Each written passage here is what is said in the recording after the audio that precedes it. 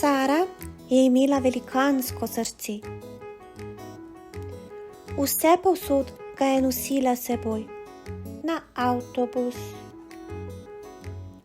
v šoli, na otroškem igrišču, med vožnjo s kolesom. V družbi velikanskega srca je bilo komaj moč zatisniti oko. In s kopanjem v dvoje so bili le križi in težave. Sara je vedela, da bo srce vselej nosila s seboj.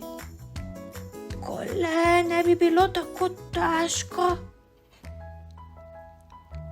Bilo je jutro, ko je nekaj zaleptelo nad avtobusno postajo.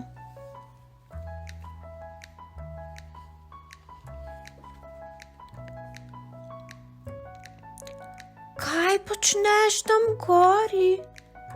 Je vprašala Sara.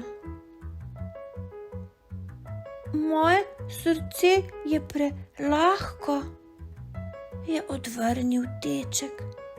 Sara mu je sledila, ko je drsel skozi zrak. Plul je mimo dreves.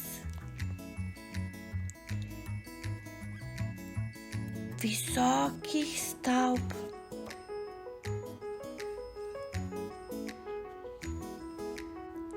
In nizko ležečih oblakov.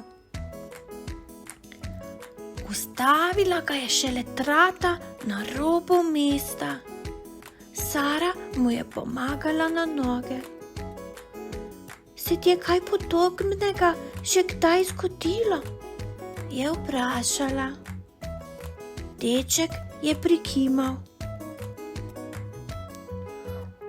Kadar je vetrovno, je še huje, je pojasnil.